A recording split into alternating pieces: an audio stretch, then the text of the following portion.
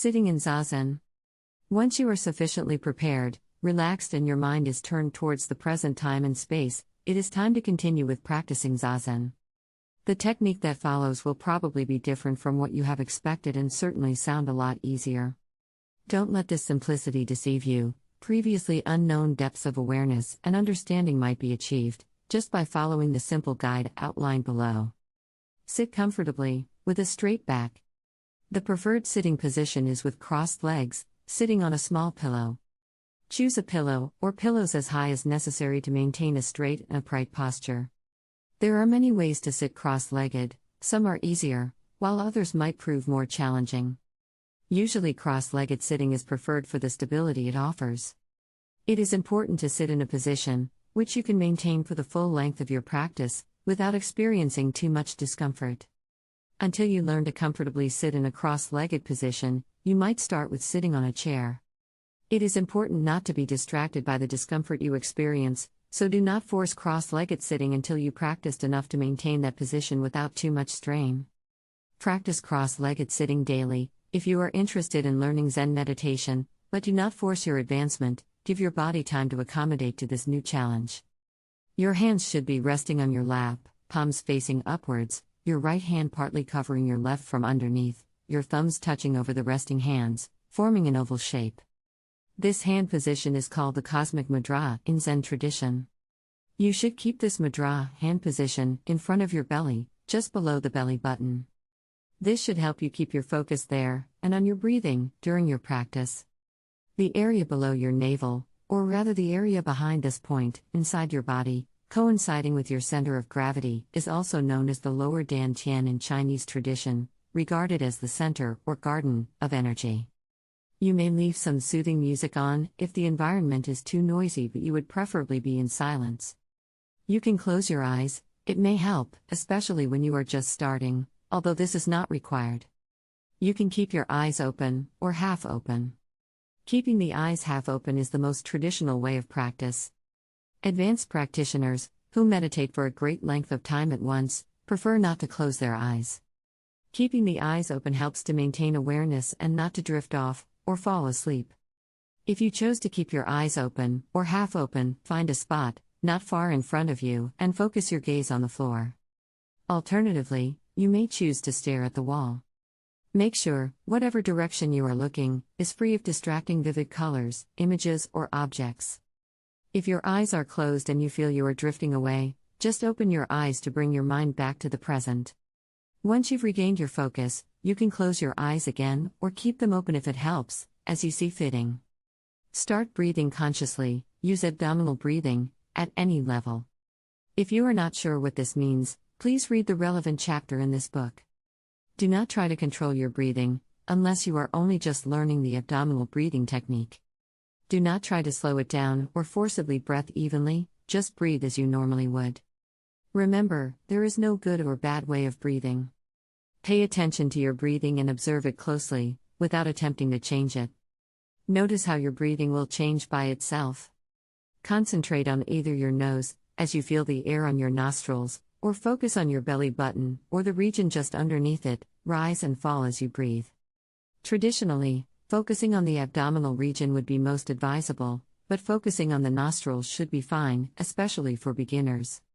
You may also envisage the whole route of air pouring in through your nose, through your bronchi and into the lungs, then back out. It is up to you which method you follow. For advanced practitioners, especially if you are using advanced or full abdominal breathing, it may be beneficial to direct your attention towards your lower dantian. Start counting your breaths. Count every inhale and exhale, such as 1, inhale, 2, exhale, 3, inhale, 4, exhale until you reach 10, with an exhale. Once at 10, start again at 1, you should be inhaling now. Do not worry if you miss a count or drift off, just start over again at 1. Do not stress yourself if you feel you are not doing it right. You are doing it right, because you are doing it. Be patient with yourself, with practice comes mastery, but, just like with everything in life, mastery needs time and devotion. There are no shortcuts in meditation. If thoughts, or mental pictures occur, let them be. It is only natural to have thoughts. Focusing on suppressing your thoughts, would take your focus away from your breathing. Just let the thoughts come and go, and try not to linger on any one of them. Most of these thoughts will be just noise, they will eventually quiet down. The best way of letting go of thoughts is not trying to let go of them. Just come back to your breathing, once you catch yourself thinking about anything else. Do not worry about it too much. It is natural. Just come back to your breathing and every time you drift off. Keep counting to 10. Some thoughts will go away instantly, others will be stubborn and keep coming back, such as important issues in your life or things that keep your mind occupied. Do not worry, you are not doing anything wrong. Take this as a part of your practice. Do not fight these thoughts, let them occupy your mind for a while, let them flourish. Observe them closely, but be constantly aware of what you are doing, do not lose yourself in the thoughts. Once they have exhausted themselves, let go of them, and come back to your breathing. Count 1 to 10. It is always a good idea to let go of your thoughts with a gentle smile. As stubborn thoughts keep reappearing, it is easy to become annoyed with yourself. The more annoyed you get, the more difficult it will be to let go of the disturbing thoughts. Getting annoyed will also distract your attention from your breathing. If you smile at every thought that comes, you will have less chance to get annoyed with either your thoughts or yourself, and you will probably find it a lot easier to let go of them. Just a small, nearly invisible, gentle, but heartfelt smile will suffice. Smiling also reinforces positive feelings and emotions, that in turn will aid your concentration. If you find you are counting very easily, but concentrating solely on counting, you need to come back to your breathing. Counting should only be an aid, not your main concern or focus. If you focus too much on counting, come back to your breathing immediately, and while still counting them, turn your full attention to your breaths. Once you have counted several times 1 to 10 without any distraction, this might or might not happen in your first practice, you need not rush, change your way of counting.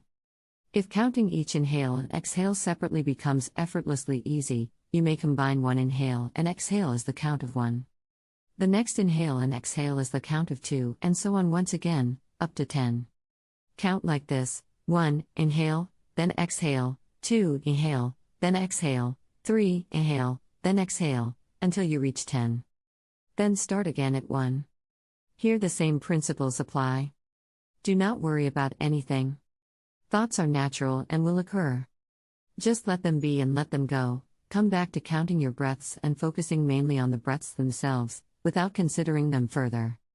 Do not fight your thoughts or try to suppress them, you will only feed them. Watch them and observe them as they appear and disappear effortlessly. Once you are at this stage, you can keep practicing just like that for a long time to come.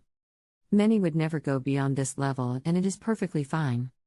You are already enjoying most of the benefits of meditation, apart from probably those of the highest spiritual level. If your goal and purpose is general well-being and health, this is all you need to do. You will notice how your thoughts will come disturbing you less and less with practice, and you may eventually reach a state of inner silence, when the chatter in your mind subsides. You will find that your focus becomes sharper and your practice will deepen with time. Some would continue on counting breaths, as this can be a great aid of maintaining the state achieved. If you want to proceed further, you have to make sure you are counting to 10, with one inhale and exhale being one count every time, without distraction, and most of your thoughts have been quieted, without attempting to quiet them yourself. At this point you may stop counting and concentrate purely on the breathing. If you feel you lose concentration, start counting again. You can maintain longer and longer pauses in counting, until you are confident that you can maintain your focus without it. Your thoughts should have been subsided by now, with a perfect, probably previously unknown quietness of your mind. You are now sitting in Zazen. Do not rush your practice. In no way is it beneficial, or even possible to reach any given stage by desire to get there fast. If it does not happen naturally, you will defeat the purpose. The longer you practice any stage of breath counting or just sitting, the deeper your practice becomes and the greater will be the benefits you get from it. This journey is not about the destination, it is all about the journey itself. Once in Zazen, start observing your silence. Pay close attention to yourself, never losing focus of your breath. The revelations and realizations at this stage may be startling. Instead of attempting to describe anything here, that might be a very different experience for you anyway, you are strongly encouraged to go ahead and try it for yourself. There is some more to the Zazen practice, but for a beginner, this much and plenty of practice should suffice. By the time you will have reached the state of quietness, through your intuition and experience you will know how to proceed. Remember though, that you must give it time. Patience is the only way to Zazen. Mantra meditation generally consists of repeating a chosen mantra, until the desired state of mind and consciousness is reached, closely resembling the practice of contemplation. Through the monotonicity of the words repeated, and the intense focus it requires to keep repeating or chanting, once the words apparently lose all meaning, it will eventually result in an experience similar to Zen practices.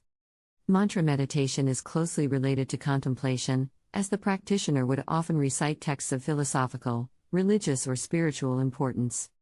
In this case, the desired goal of the meditation is a greater understanding of a given text or teaching. Whichever mantra meditation technique you might choose, it is worth reading more detailed books or instructions about it, or preferably seeking out a real-life teacher, if such would be available. When choosing your mantra, it is usually very important that you understand the words and their deeper meaning, therefore it helps if the mantra is in your own language. It is popular to chant mantras originating in Sanskrit or other Eastern languages, but you must not forget, the people these mantras were originally intended for, do or did understand those languages, therefore the mantras would hold a much deeper meaning for them. Thanks for watching Transcendental Meditation. Please like, share and subscribe. Of the several schools and methods of mantra